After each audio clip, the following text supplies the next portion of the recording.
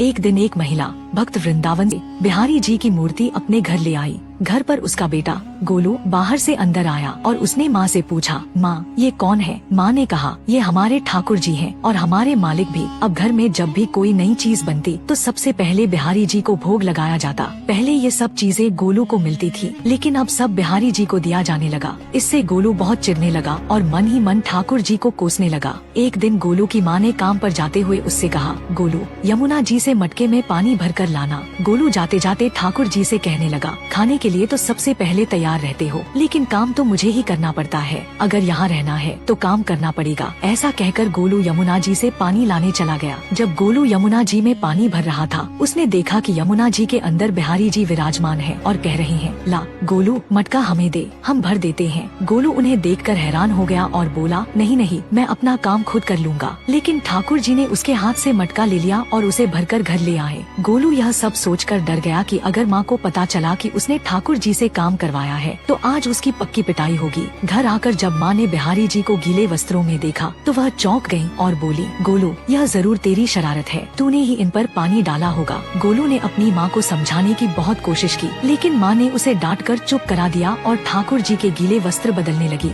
अगले दिन माँ ने गोलू को अनाज पिसवाने का काम दिया, लेकिन इस बार भी ठाकुर जी खुद अनाज का कनस्तर ले आए। माँ को ठाकुर जी के वस्त्रों पर सूखा आटा लगा मिला तो माँ ने फिर गोलू को डांटा और कहा, तुझे पता नहीं, ये हमारे भगवान हैं, तू भगवान के साथ शरारत करता है। गोलू ने कसम खाकर कहा, नहीं माँ, मैंने कोई शरारत नहीं की, यह तो मेरे हाथ से कनस्तर लेकर खुद पिसवा कर आए हैं। गोलू की माँ को गुस्सा तो बहुत आया, लेकिन फिर उन्होंने कहा, बेटा गोलू, आज तुम्हारे पापा बाहर गाँव से लौट आएंगे, बस आज का ही काम है, तुम जंगल से लकड़ियाँ काट कर ले आओ। गोलू डर गया कि कहीं ठाकुर जी उसके पीछे न आ जाएं। उसने माँ से कहा, मैं तो चला जाऊंगा, लेकिन बिहारी जी को समझा लो कि मेरे पीछे न आए। माँ हंसकर बोली, हाँ हाँ समझा दूंगी, तुम जाओ। गोलू जल्दी जल्दी लकड़ियाँ लेने जंगल चला गया और माँ काम पर चली गयी। लेकिन उसी दिन माँ का काम जल्दी खत्म हो गया और वह घर वापस आ गयी। उन्होंने देखा कि बिहारी जी अपनी चौकी पर विराजमान नहीं है। यह देखकर वह घबरा गयी और सोचने लगी कि कहीं गोलू ने कोई शरारत तो नहीं कर दी। वह भागती हुई जंगल की ओर गयी।